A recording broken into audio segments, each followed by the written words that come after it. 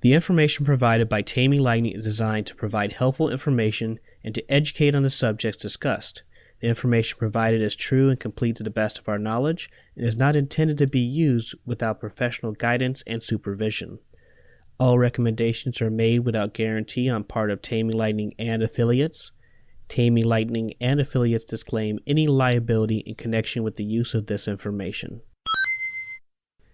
Taming Lightning podcast is supported by the Pittsburgh Glass Center, a non-profit public access glass studio and one of the top glass facilities of its kind in the U.S., with a knowledgeable and friendly staff and a safe, fun atmosphere. Our community is made up of artists, collectors, students, or just those fascinated by glass.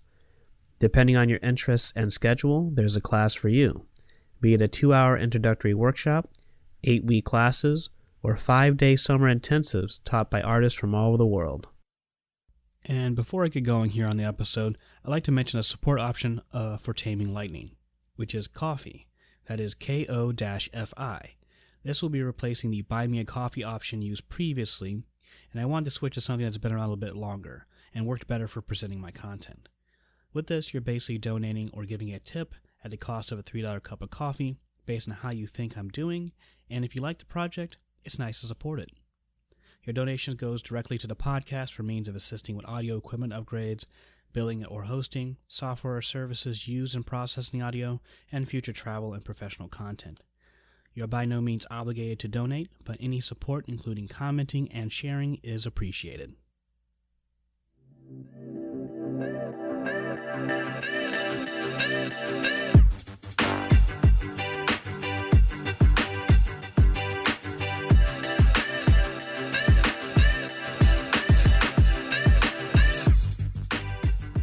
Welcome back, or welcome to the Taming Lightning podcast. I'm Percy Eccles II. I'm the creator and host of Taming Lightning, as well as the emerging plasma tech at Pittsburgh Glass Center, where I'm researching and developing a space for exploring plasma and neon light. Taming Lightning podcast is a series of conversations to help expand our understanding of plasma and neon light, looking beyond its associations with novelty in sign making, and to explore the potential of noble gases as an artistic medium, with each guest sharing their unique knowledge and experience.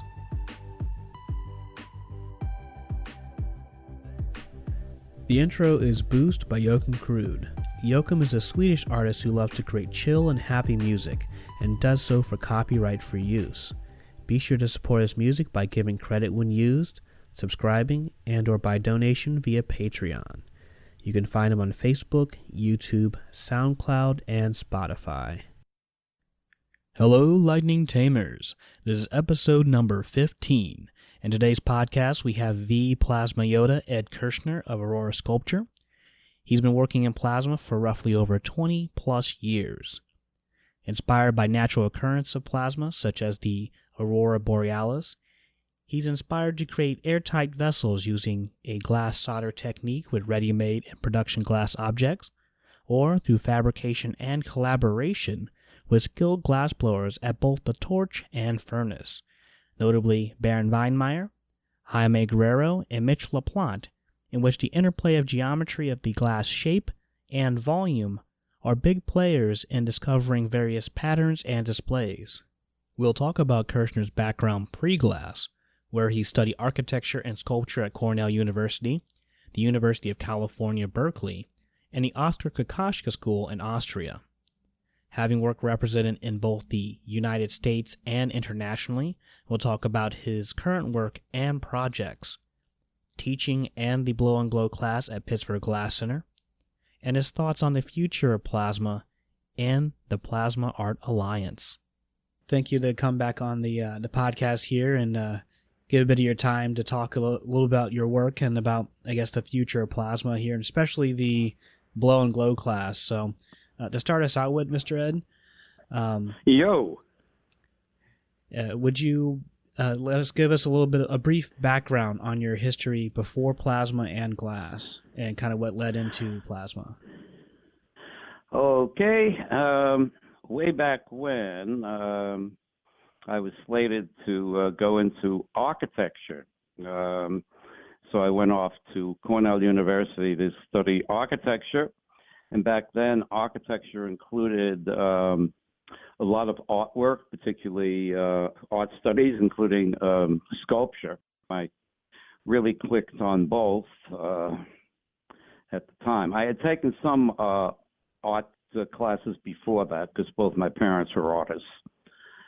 In any case, at Cornell, I did study sculpture quite a bit, in addition to architecture, and went off one summer to Europe to study sculpture seriously and to chase a lady I was after, and went off to Austria and studied in a school that was by the German expressionist, the Austrian expressionist painter, Oskar Kokoschka.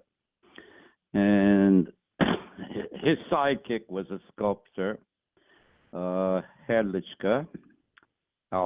Herrlichka, who was an expressionist sculptor. And I really loved the work he did. It was, I thought, second to Rodin. He never got enough recognition. In any case, I did well in the class, and I really liked it, and it was sort of something I clicked with. But actually, on the way back, coming down from the Pan Am flight, I thought, do I want to starve or do I want to make a living? So I, at that point, decided not to continue it as a sculptor and to go back into architecture, which I did for a while, quite a while. I went to Berkely, joined the activities out here, both in school and in the street. It was fun, and finished up my architecture. At the same time, continued to take sculpture. And after graduating, way back when, got involved went back east again, studied actually turned to study in urban design. Worked on the original design team for Columbia Newtown outside of Maryland. And then the events in '68 really hit hard back out in Berkeley. And so back out I went to join the fun, to take my master's in city planning, which I did for about 3 years out here. And during that time, I got involved in a lot of political activity, anti-war and otherwise, and decided to move out of the architecture field and get into more of what back then would be considered more socially significant work. So I got into doing community economic development and affordable cooperative housing, which I then made a career of for about 30 some odd years out here and doing projects around the country and a little bit down in Central America. And then at the age of about 55, the art bug bit me again. And I wanted to go and, try to get back into an art form. And I always liked glass and light and the way they interacted. In addition, I was, I guess, an early studier of Tesla, and also devoured, science that I could. Way back when I had also wanted to be a physicist, but that was not on the agenda. So it all sort of came together, some areas of what would be called chaos theory and the theories of emergence. And this all crystallized into the idea of putting the aurora borealis in the crystal bottle, which is the only way I figured I could get that kind of plasma effects, down here on Earth.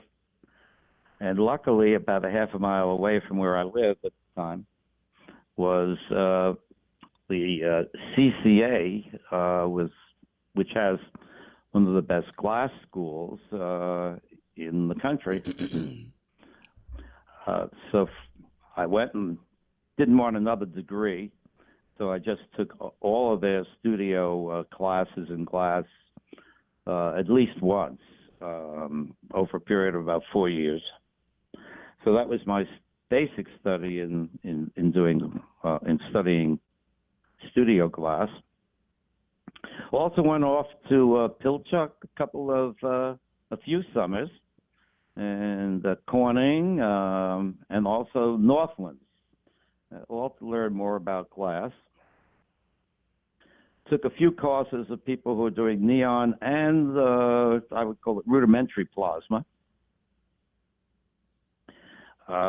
But most of what I learned in terms of the plasma would be from devouring Tesla's writings. I must have read virtually everything Tesla has written, plus reviewed all of his related patents, and found all sorts of good stuff there, and so let it sit in the back of my mind and then work from there. Were there any notable mentors or people you've learned from? The first instructor I had was Cork, and I always mispronounce his last name, Mazurki or something like that. Anyway, he was very good, but at first we didn't hit it off too well. I will admit I was a bit arrogant about the whole thing. But I did learn a lot from him. And then the most important, though, contact would be with Kim Coda and with David Swenson, who were doing another class, a neon plasma class at Pilchuck. And from there, it all developed because almost immediately, Kim and David wanted me to work with them, do pieces, get involved in what they had was what was called then the Traveling Light Show, which I did a couple of pieces for. And from that also, under basically the advice of Clifford Rainey at CCA, who's the head of the glass school there, took his advice about joining the Glass Art Society, and then started going to virtually all their conferences. I see. Excuse me? I see. So in terms of that shift to fully investigate plasma, when did that happen for you? Well, actually, I started with plasma when I was 8 years old, in a way. Back then, they used to have these air filter things or air fresheners that actually produced ozone when they thought ozone was a great thing because it got rid of smells and just gave you ozone smell. But they actually were Tesla coils, little Tesla coils that caused, high voltage, high frequency sparks, and I played a lot with that, again, starting at about 8 years old. But so actually I should include that with the things I was interested in from way back, including glass and the plasma itself, but also the Tesla electronics. I was a little bit of a electronics buff way back when. I see. And so it's sort of, and the science, it sort of all came together and all gelled. And it kept focusing back on doing the plasma. A major thing, though, was doing plasma in order to get patterns. Other people were doing it, but very few were actually doing it to actually control the plasma very much. A lot of the stuff being done then was either to make pieces glow, which is a little bit not much different than neon, or to do lightning, and I do not like lightning effects in plasma generally. And I like to go beyond having things glow. And as an aside, I had done work previously in doing what was called video feedback, which produces in 2 dimensions incredible geometric forms where you would think they shouldn't be geometrical forms, and that turned out to be very related to the concept of chaos and Mandelbrot patterns. And I wanted to see if I could play with that in 3 dimensions, which is what I proceeded to try to do, and I think I've achieved it in some of my work in any case. I should also mention that Pat was TA a couple of times that in classes I took, and he was very helpful too. Well, that's cool. You still try to just achieve or to explore the chaos in your own work. Is that still prevalent today? Yeah. Yes. In fact, fairly recently I developed a new plasma. Should make clear that chaos isn't, when you say chaos, it's not the chaos that people think of in the common sense. It's actually the opposite. So most people think of chaos as random, but the actuality is that chaotic systems have a characteristic that random systems do not. As a chaotic system, it relies on feedback relationships, and at certain points they self-organize. That will never happen with a random system, and that is the major difference. Most of the time, something that is chaotic and something that is random, you can't tell them apart. But the difference is, with a chaotic system, it will, at least some of them, will self-organize, and that's what I try to achieve in some of my work, and you can see it in particularly the geometric patterns that I get.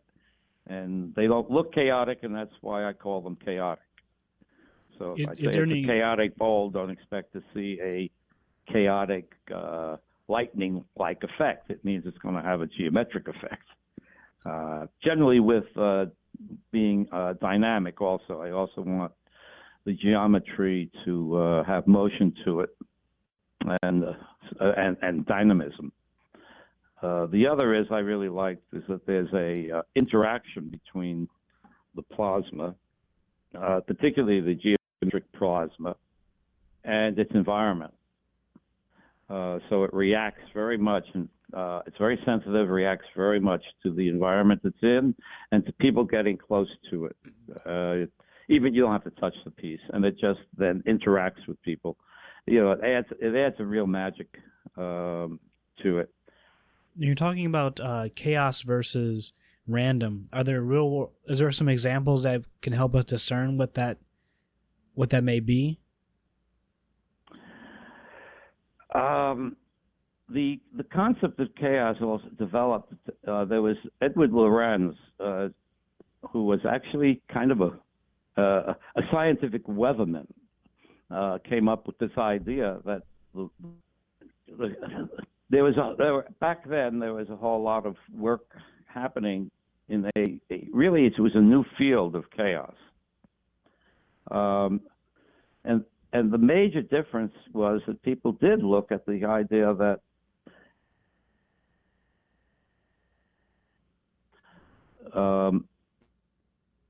in certain systems have gigantic effects over time in what the random is random. You change a little bit at the beginning, it's going to still have a random outcome. You change a lot at the beginning, it's still the case with chaotic systems or certain chaotic systems. So the cliche that developed from Lorenz's work was that a butterfly flaps its wing in the Amazon, and there's a typhoon in Japan develops from it. That the weather, both the weather and then the climate system itself is made up of these very, very sensitive feedback loops. And so the outcome is unpredictable because the initial slight changes, very slight changes in initial conditions will create totally different outcomes. a related characteristic is kind of seen in the Mandelbrot patterns, and that is very simple formulas or very simple algorithms or relationships will create very, very elaborate patterns. And slight changes in the initial conditions will still create very elaborate patterns, but they'll be different elaborate patterns. That always fascinated me. In a top-level physics institute called the Santa Fe Institute. And they worked for a couple of decades on trying to see if they could develop a science of chaos. And they never were able to, actually. I had been in touch. I was in touch with them and talked with them a bit. Really wanted to do some work there, but my physics background was nowhere near what they would need. So in any case, they tried and tried and tried and never did develop sort of a standard system of chaos. And so there it is. It's something that's there. And partially it's because there seem to be various types of chaotic systems. And so far they haven't found a commonality about them. So it's not like you could have it's not like physics in terms of, let's say, quantum theory or something. Even though there are slight changes and nothing is definitive, you can get within the ballpark on Right. it. That's not the case with chaos. And again, different systems, chaotic systems, just react differently. I should say that some chaotic systems will not click into a geometric form. They'll do something else. Like, let's say the big red storm on Jupiter. There's something, fluid dynamics turns out to be a chaotic system. And virtually all planets that have that kind of flow create these long-lasting areas within them, like the big red storm on Jupiter. I am not at the level to ever even try myself to figure it all out. All I know is that is the way it is, and you can play with it. And what you find is that in the plasma, that's how you play with it.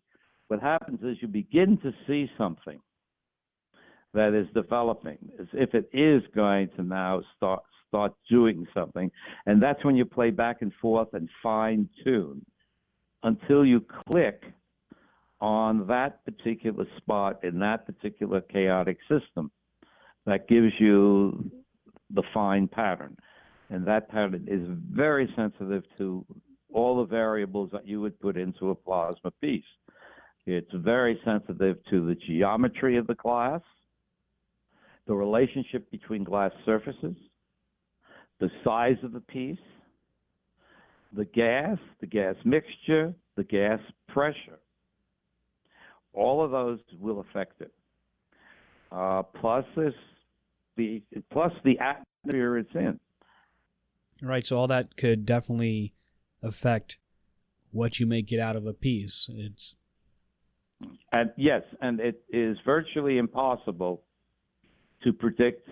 Well, I would say, yeah, in practical terms, it is impossible. In physics, there is no such thing as impossible. In practical terms, it is impossible to predict what you're going to finally wind up with. You can have a palette and know it's going to go a certain way, but you will not know beforehand. Right? And that's, again, one of the things I love about it and the magic of it. It adds sort of this life to it. As an aside, most life forms are chaotic, and they relate to the Mandelbrot patterns and so on. So there is a relationship there.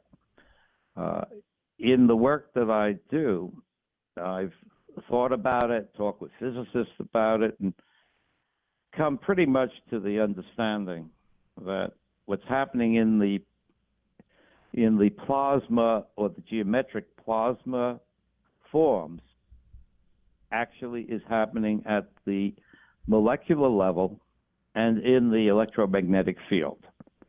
There are feedbacks happening there that just click at a certain point, and they produce the patterns. This is not something that is created by the electronics. This is not something that is created even by the frequency of the electronics. A lot of people thought at first that these patterns were like a harmonic coming from the electronics. I thought so too, till I experimented with it and found it made very little difference.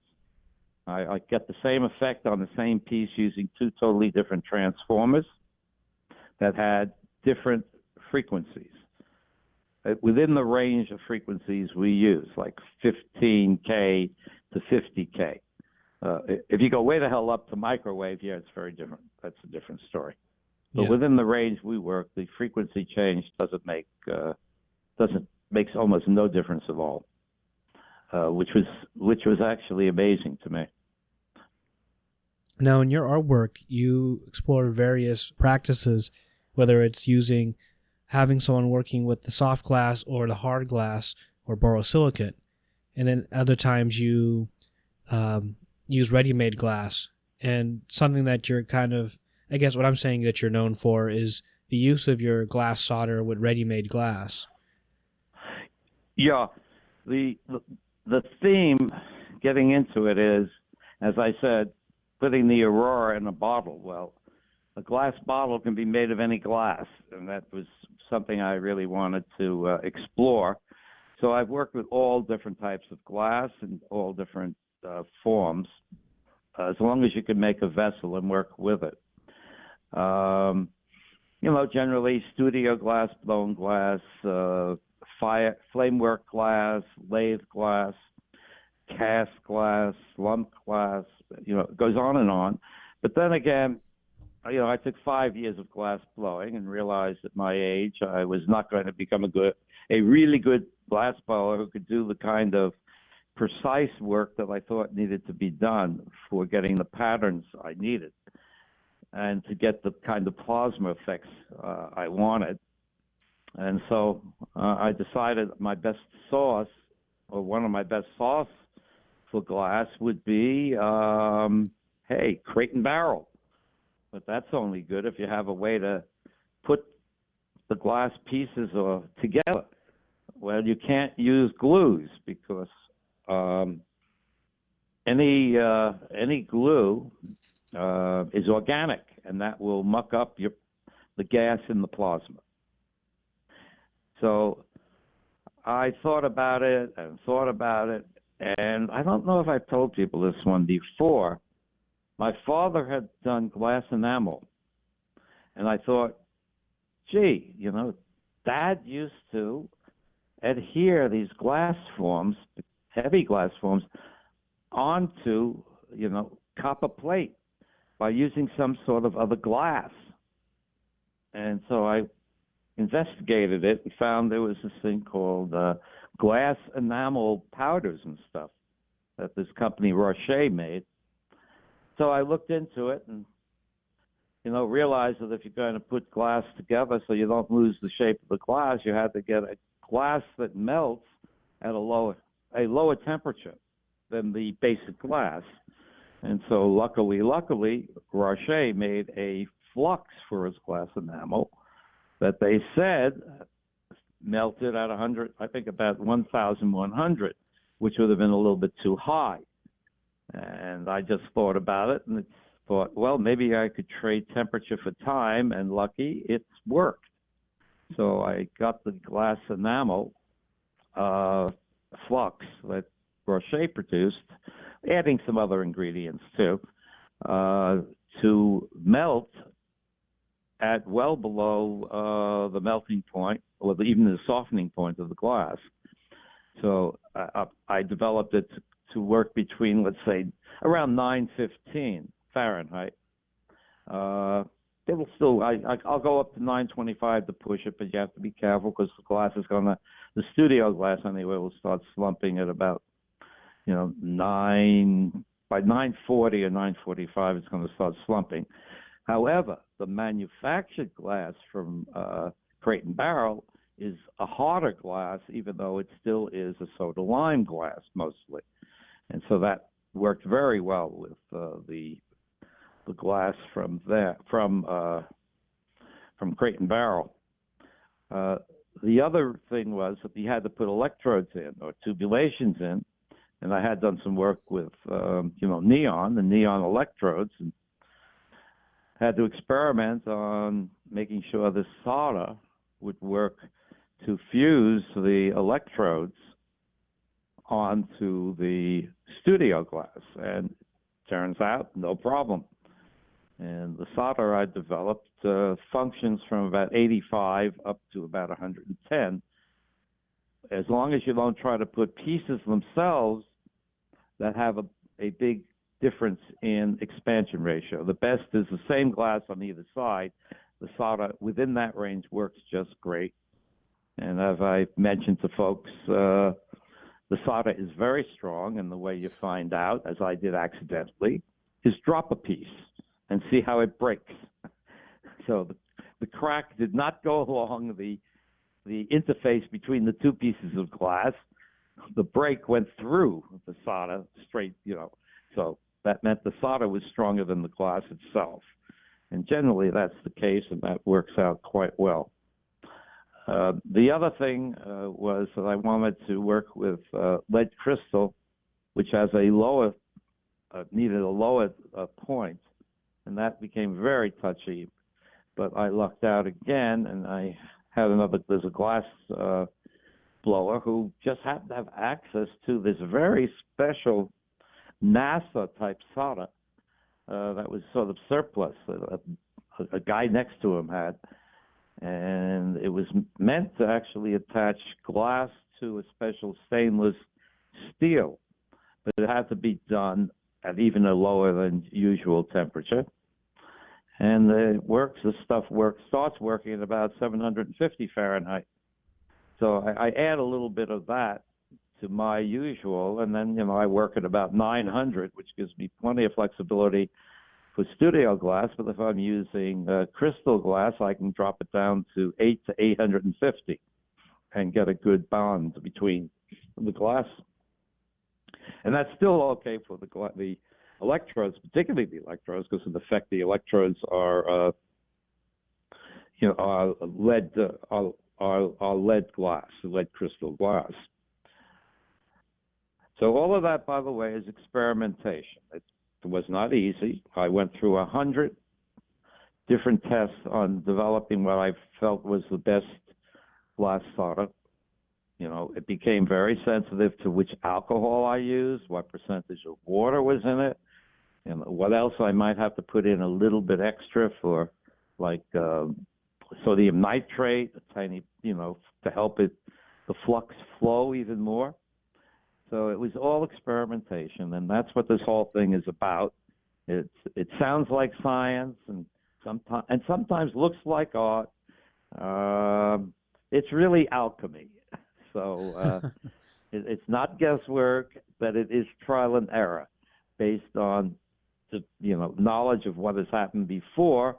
But the next step is almost never predictable. It always has to be a test. And you're always trying and trying and trying until you get what you want. And then you try to repeat it, but generally you can only repeat it within a certain range, and then you work with what you have. And again, that's what I love about plasma and what you can do with it. All right, we're going to take a quick break here, and then I'll be back after a short message. Taming Lightning is affiliated with the Plasma Art Alliance, which formed in 2017 during the exhibition The Art of Plasma at MONA, the Museum of Neon Art. Their mission is to promote the illuminated plasma and glass as a sculptural art medium, foster public awareness of this art form through exhibitions, conferences, and educational outreach, and support the exchange of information related to techniques and technologies essential to the advancement of the field. PAA will serve the growing interest in this evolving art for the mutual benefit of artists, enthusiasts, and patrons. And if you're interested in seeing what it's all about, You can definitely check them out on the web at www.plasmaartalliance.com. You can sign up and get more information as we build this budding and growing community for plasma art and artists. And we're back. So anyway, as I was saying, when I went back to school, to CCA to study glass, because I needed to find a way to make the bottles to capture the aurora borealis, and went to the CCA, I noticed something, and I was in my upper 50s at the time, so everybody else in the class were kids to me. So what I noticed right off was that the kids there were two type of kids, and that would affect how I viewed this. And one is the ones who are born with the ability to do the glass, and those who would have to work for 20 years to become good at it. And some of the people in the class will do that. They just will break their ass for 20 years. And I found out I wasn't born with it, and I didn't have 20 years to go. So I figured two things. One, and that's when I sort of thought about crate and barrel. But two, more importantly, that's when I started looking around to see who were the potentially good glass blowers in the class. So one of the best was Jaime Guerrero. Right from the get-go, I knew Jaime was going to be one of the top people. Part of that has to do, because I had taught in other fields before, and I kind of got a sense of,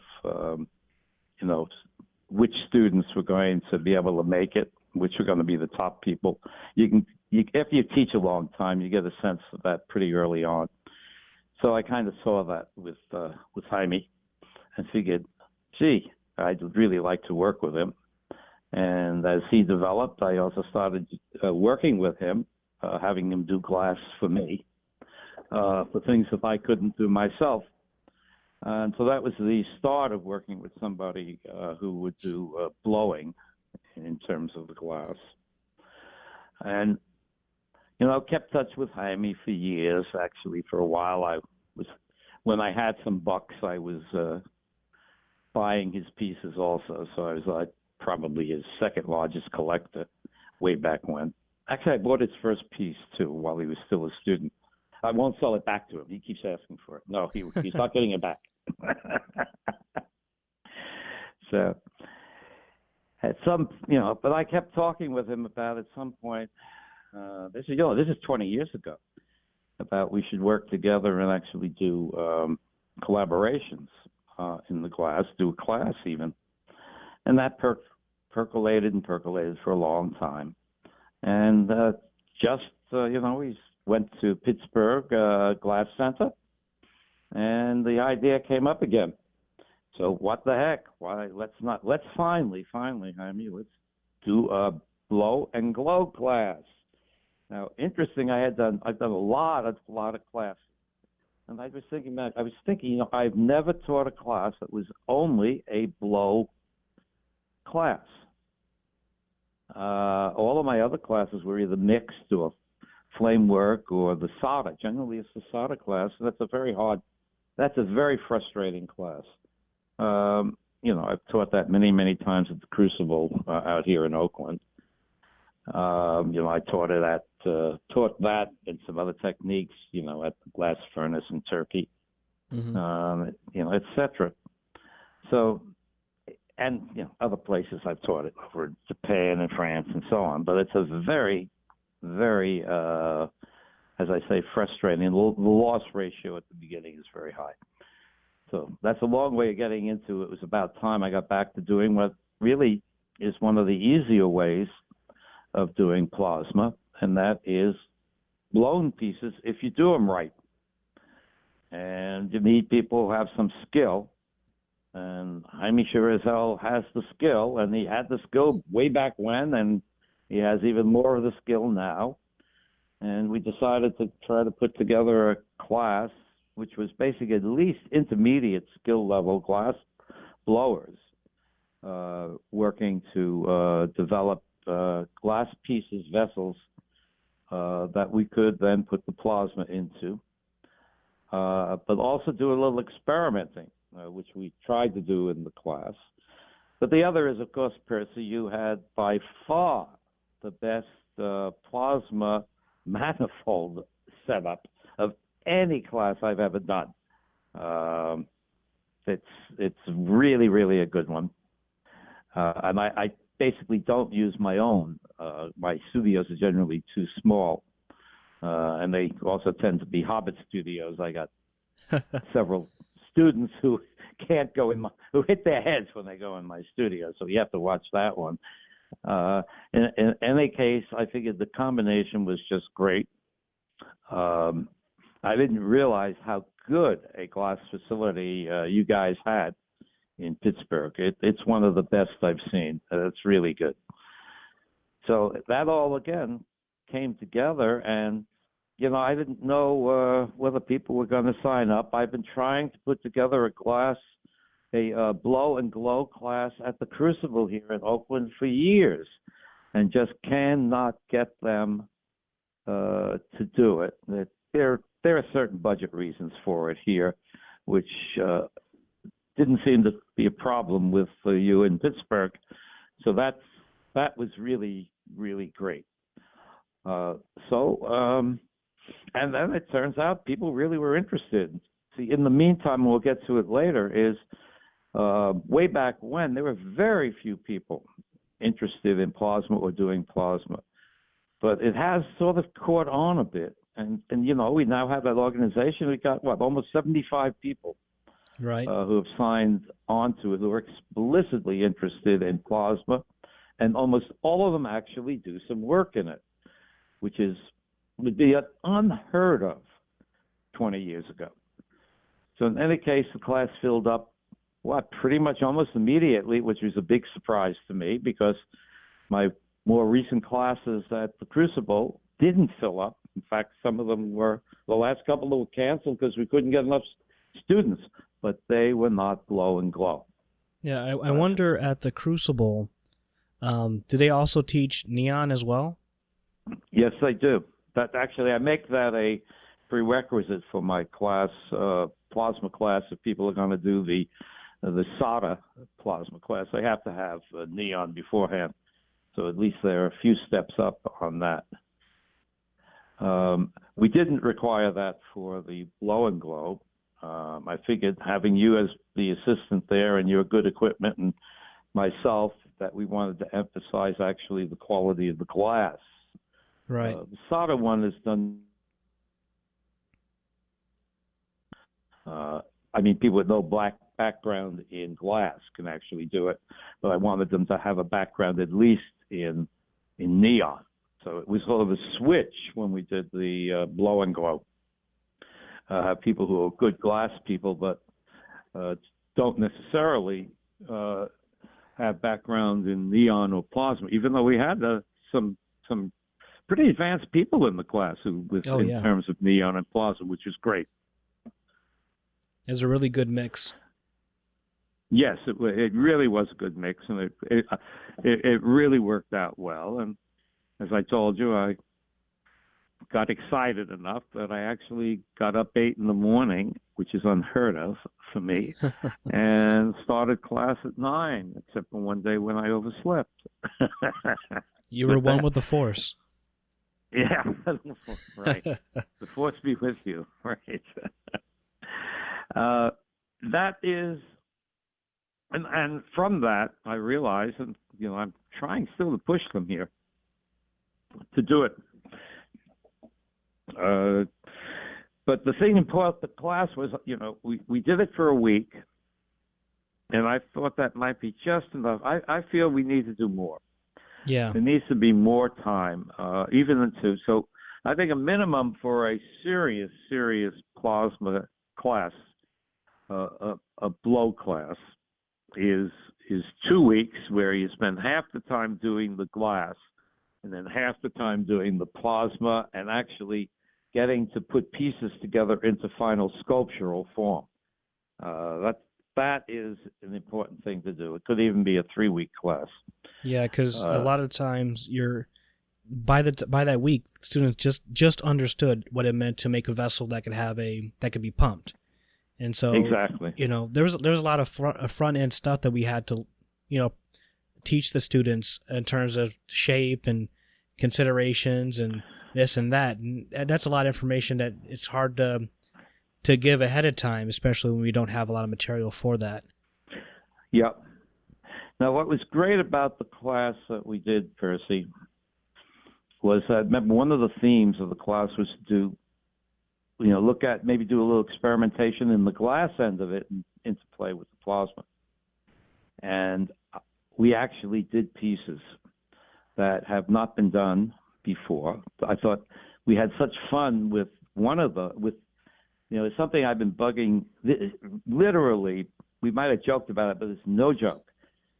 For over 20 years, I bugged Jaime about doing these pieces that were the glass blown into a sort of a basket of copper networking or netting. And he finally did it after all these years. And a couple of them came out really good. And, so that was very, very, that was really fun to have that happen. There were a couple other things similar to that too. Let me say, this is just a technical one. The particular studio glass you're using is by far the best studio glass I've used in terms of the work I've done. And that's a technical one. There's something about that glass that makes it, for me anyway, easier to use, like for attaching electrodes. I mean, we were attaching electrodes to pieces that could not have been done with virtually any other studio glass without a high failure rate. It was really quite good. Yeah, and the glass you were using I like that glass. Yeah, go ahead. You were just using spruce pine. What other glass have you had work made in? I have no idea what they were using. But the particular properties of spruce is that it stays hot longer, and it's great for those who like to do very thin vessels because it has that flexibility.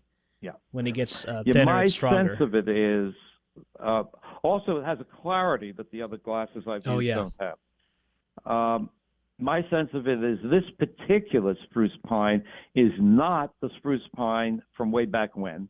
Oh no! Because I believe one of the times we were using spruce pine way back when, it's not the same. This particular glass is, I would say halfway to being lead crystal, without having lead in it. I don't know what they did or how they formulated it, but they have really done a really good glass. It really does have a clarity, and from my point of view, a flexibility or a softness to it, and it can be worked more. You can work the neon tubing and stuff, and the electrodes can be worked a bit, which this glass can also be. With often the studio glass can't. I was expecting way, way, way more problem with attaching the electrodes. I didn't mention that to you. The fact that we probably got half of the electrodes to attach well is unheard of with some of the thicknesses that we were doing. It could only have happened with that particular glass on it. We're talking about the soda lime glasses. Yeah. Yeah. So the other thing that I found we did experimenting with and, play around is that there are so many things, there's so many rules that usually people throw at people in plasma, most of them coming from, 100 years of neon work, which is a totally different thing. That you do not have to be as uptight about plasma as you do about, in certain ways. Some ways you have to be more so, but generally the things that we did, as you know, made it so much easier. Like, you don't have to weld your tubulations onto the manifold. I mean, I laugh about it for all the years from the get-go. I was told that from the get-go, and everybody did it that way, even when I was a student first doing this. And I thought to myself, why the hell are they doing that? And besides which, I wasn't so good at doing it. So at that point, I figured, I'll connect it with hospital-grade silicon tubing. Because how much can that damn stuff outgas when you're pumping a piece? The only time you worry about that kind of thing is if it's a permanent part of the piece. And here we had people acting as if the connection of the tubulation to a manifold was going to be there for 10 years. No, it's there for, there for the most for half an hour, if that. And it's always being pumped down. So it made no difference. And in the class, we also wound up doing that. Everybody says, and I even say, never, ever, ever do, which is use plain old rubber. Yep. And we use the blowpipe rubber as the connector.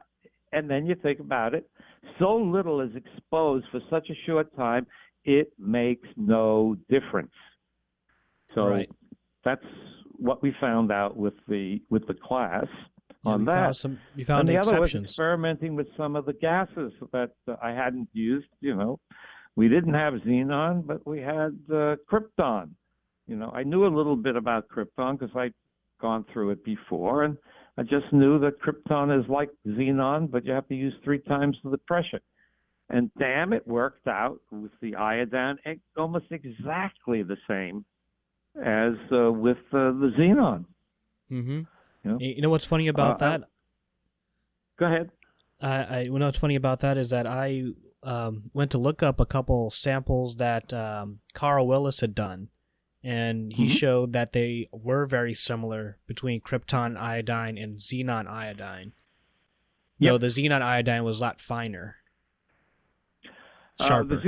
That actually does depend on how much trace of neon you put in and at what pressure it's at.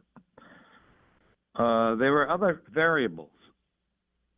So I don't go for a very, very sharp necessarily. It varies. The major difference that I saw was the color of the stem. The xenon has more of a bluish, light blue sky, bluish white stem, and the krypton has a slight, say, peach tone to it.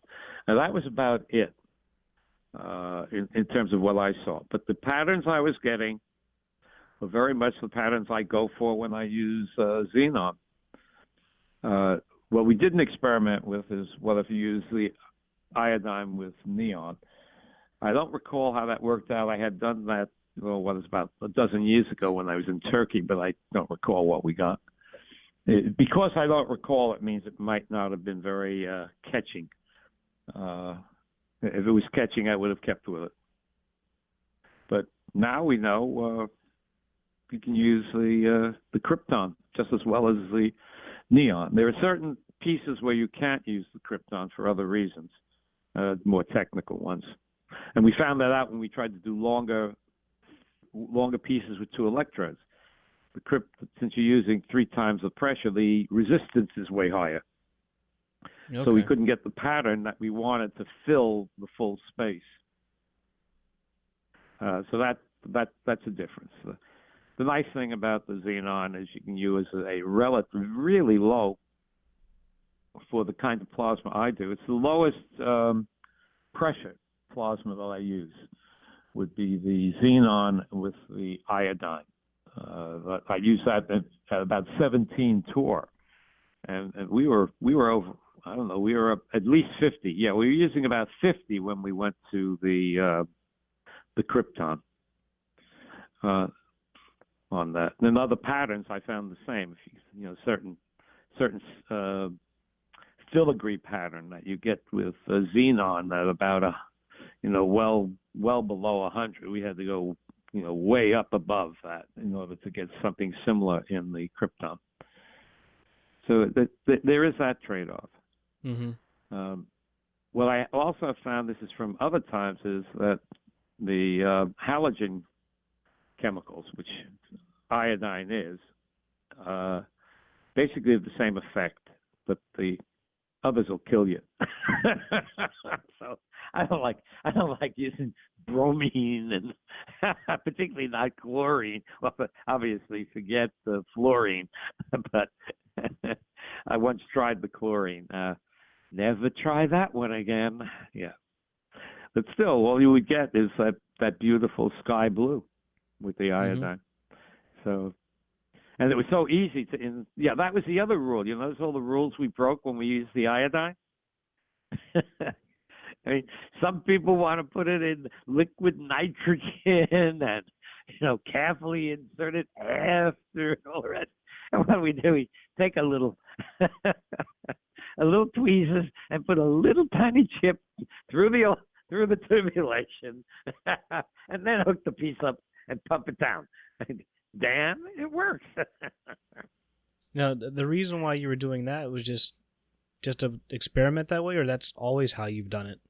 That's always how I've done it. I'm lazy. I want to do it the simplest way. That's another reason. Why don't I use the silicon tubes? I don't want to spend time attaching the tubulation with a torch. Why do I go to Crate and Barrel and buy glass pieces and use the solder? Because I don't have to pump them. I don't have to blow them, or hire somebody else to blow them. Forgetting it saves money, but it sure as hell saves time. Yep. Yeah. And that's also there. That's the other thing I liked about plasma. It's at that level, it's very forgiving. It's a contradiction. It is very, very forgiving in terms of some of these technical things, but in terms of getting the patterns and doing the fills, they are very sensitive. So it's subject to really fine tuning, but at the same time, how you do it could be a much more rough compared to, let's say, doing neon. Yeah, I think kind of factors on consistency. Part of that, really the part of that is because neon's pressure is so much lower, and because of that, any impurities have a much greater effect. So the reason we don't have to worry much about impurities is that most of the pieces we do have a relatively high pressure. So you have to think of the mathematics of it. What percentage is the impurity of the entire volume and the entire amount of other gas? We're talking 10,000 to 1 in some of our cases, or more. I guess a relative example could be... It makes no difference. It could be like, having a cup of coffee and putting a tablespoon of sugar versus a pitcher of coffee and putting a tablespoon of sugar. Correct. Exactly. Only in this case, it would be a tablespoon of sugar in an oil barrel of 55 gallons. Right. That's basically the relationship. So what difference does it make? It doesn't. And, what was I love that we did that little test. We'll see how it works out. Often people stress over, having a slight little leak after they put the electrode on, right? Right. Matter of fact, up until that class, so did I. And I said, what the hell? Let's just put some silicone glue over it as a sealant. Because we're talking such a tiny, tiny, tiny, tiny leak. And once the silicone glue sets, it doesn't outgas much at all. And, we went, and it was fine. We'll see how long it lasts. My guess is it's going to last as if it had been reattached. That's my guess. And remember, we did it in a case that we could not have reattached the electrode because the glass was, in that case, was too thick, and it's very hard, even with the best glass, to reheat thick glass once it's been worked. So, we salvaged the piece by doing it that way, and it's a new thing. Yeah, I wonder if you've also tried doing some kind of glass solder patch of sorts. I didn't catch that. Like a glass solder patch? Using it as actually, a filler? Well, for something small like that, you don't want to do that because remember you're reheating an area that is going to have stress in it, so you don't want to reheat it. However, I do when I put pieces together that are blown pieces. Often go through many cycles of glass solder to close up any openings, and I'm talking sometimes major openings between two blown pieces that have been put together, like the fiery jalapeno that I did with Mitch LaPlante. It's like 3 feet long, and it has the back part is an attachment to the front part, and it did not totally fuse. And I probably went through 6 solder attempts. I don't take it apart. I just stuff it with solder and let the solder melt in. And ultimately it worked. I've done that on a couple of pieces. Okay. So yeah, you use it that way.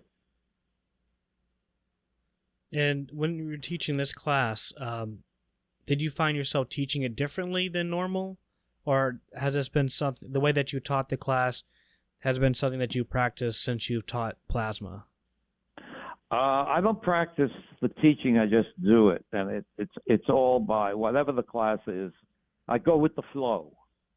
That's the way I teach. And since there was a difference between my usual class, which is usually a solder class, and this is a flow class, overall it was different that way. But a lot of the other approaches, in other words, the background material, explanations, things of that sort, that's pretty standard between the two classes. The theory of plasma, the techniques of plasma, the science of plasma, that would be very, very similar.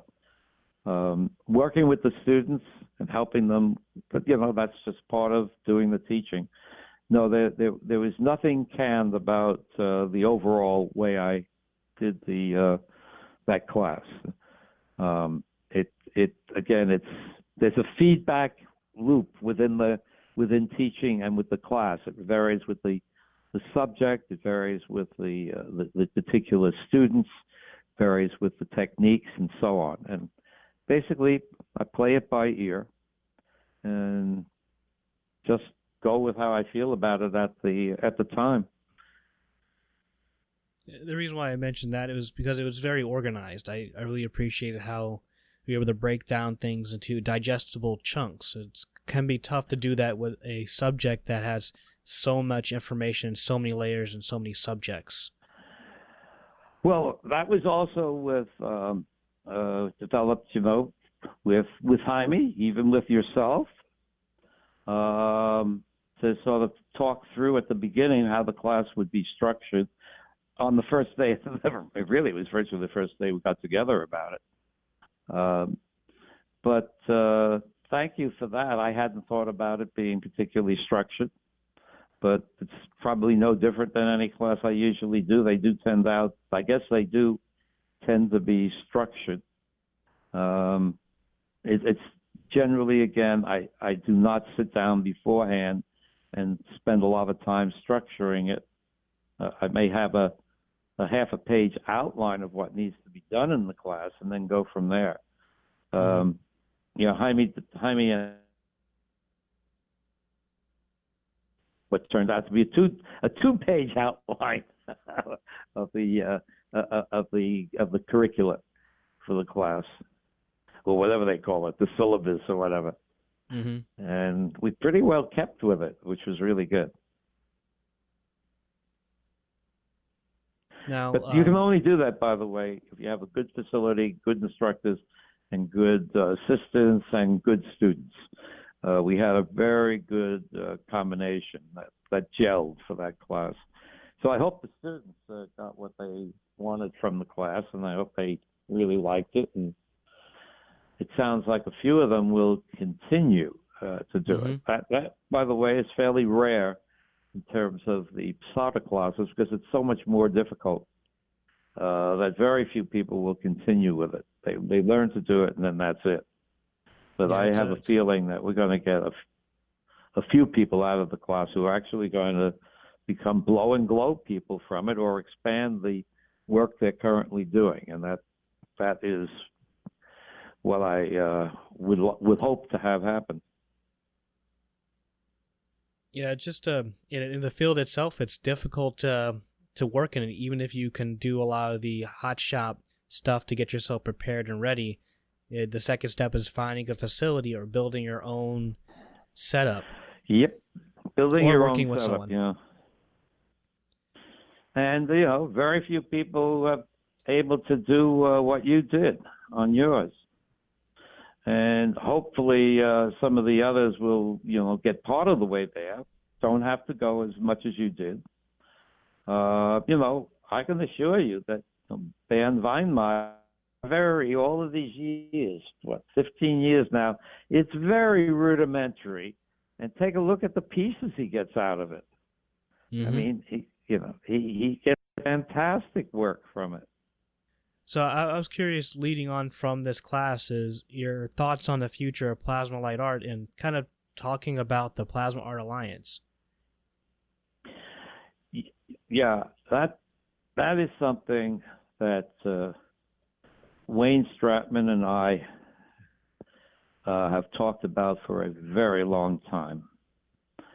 And it feels so good that literally, it's probably after 15 years of talking about it, it's finally coming together. But part of that is the dynamics in the field. Well, that's part of it because of so many more people are interested.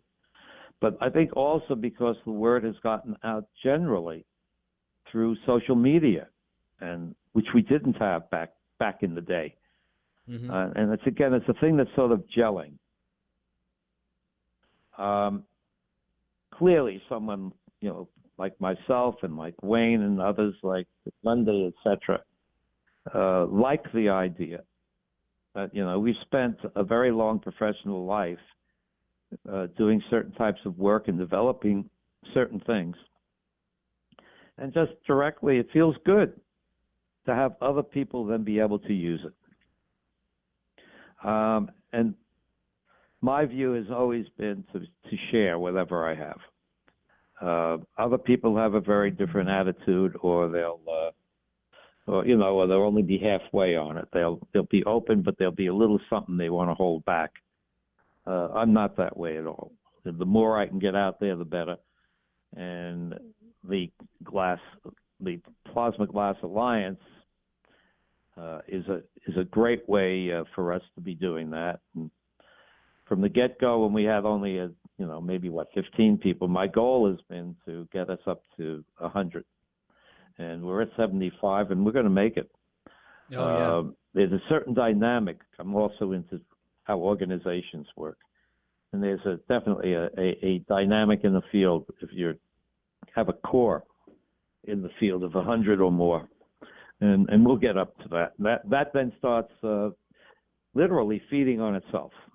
So we'll see how it happens once we hit there, and it should, if I'm right, there should be sort of a takeoff point where it'll start becoming even more important. And I see stuff coming now that is going to help us too. We just went through this we had an executive committee call yesterday about it. And there are a few places of importance that have decided to make of museums, fine art museums, have decided that we're in the age of wanting to do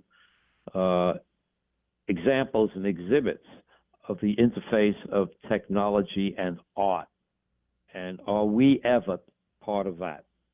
Yeah. So we may be lucky, knock wood, of becoming, surfing that wave, which I feel is coming. I saw that developing quite a ways out here because, this is Techville out here, and have done work down here with that.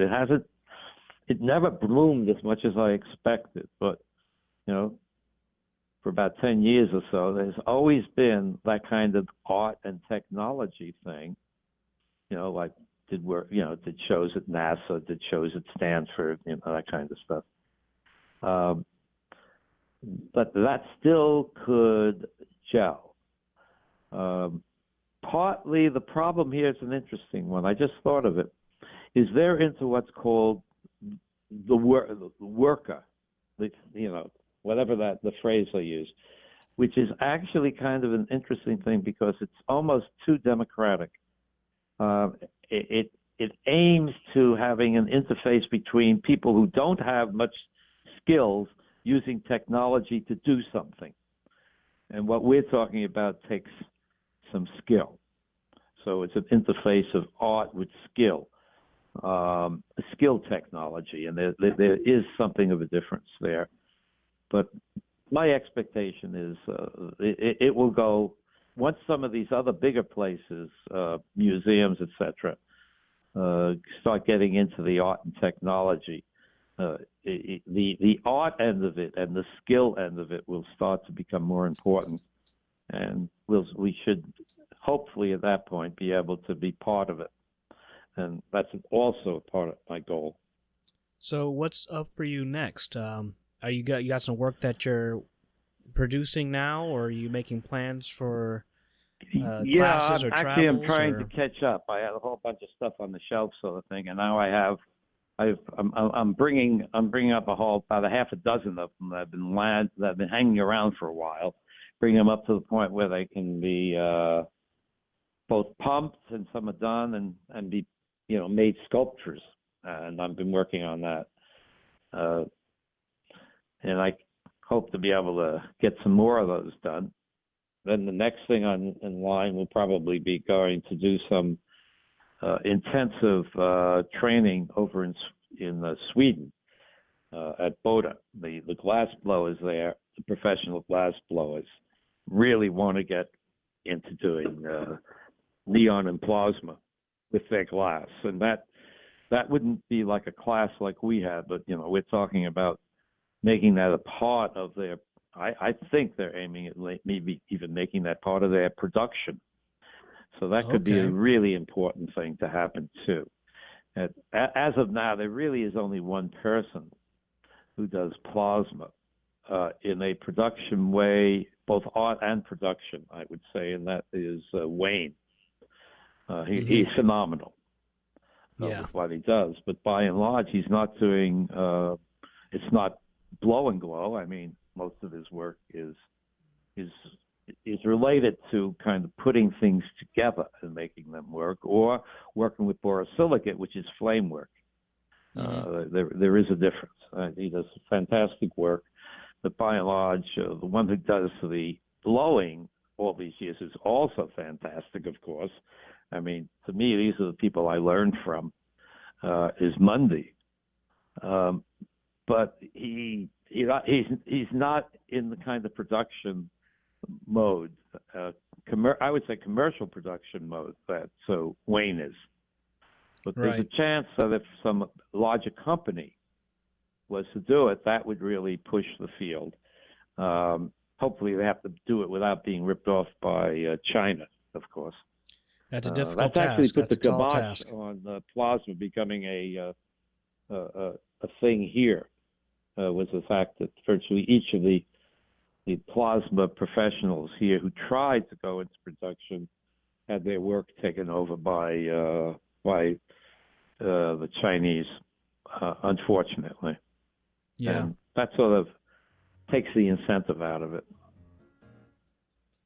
Well, thank you for taking the time for the podcast, Ed. I hope to see you out there in Sweden. If not earlier, I might do like a visit with you and bring a gift. That'd be great. Very good. Good talking with you again, Percy. And again, thanks for all you did with the class. That was, just phenomenal. So take care, and I'll see you hopefully soon. Oh, yeah. Thank you. The outro is The Process by Lakey Inspired. Jordan, aka Lakey, is a Los Angeles-based artist with the goal of inspiring others to create by sharing positive music around the world. Thus, he works hard to produce music every week for copyright-free use. so be sure to support his music by giving credit when used, subscribing, and or by donation via Patreon. You can find him on Instagram, YouTube, SoundCloud, and Spotify. Thank you for listening to the Taming Lightning podcast. I'd like to thank Ed Kirshner for taking the time to record for the podcast and for his openness and sharing his knowledge. It was a great experience working with him and Jaime for the Blow and Glow class. By seeing another process and working with them closely, there's just so much that you can learn. He's open to questions, so be sure to reach out to him. You'll find his contact information on his website at www.aurorasculpture.com. Also, I'd like to thank the Pittsburgh Glass Center for supporting me as a place of research and inspiration, as well as encouraging me to pursue this project and to help bring in artists and instructors to help build our knowledge for running plasma at the Pittsburgh Glass Center. And the Plasma Art Alliance, where I have an access to a well of knowledge and connects me to some amazing people. If you'd like to support Taming Lightning, subscribe to our newsletter at www.taminglightning.net or follow on Instagram at Taming Lightning. Other options for support are donations through Ko-fi, spelled ko-fi.com, where you can donate for the price of a $3 cup of coffee. Links will be provided in the show notes. Until then, feel free to share, comment, and subscribe, and I'll see you next time.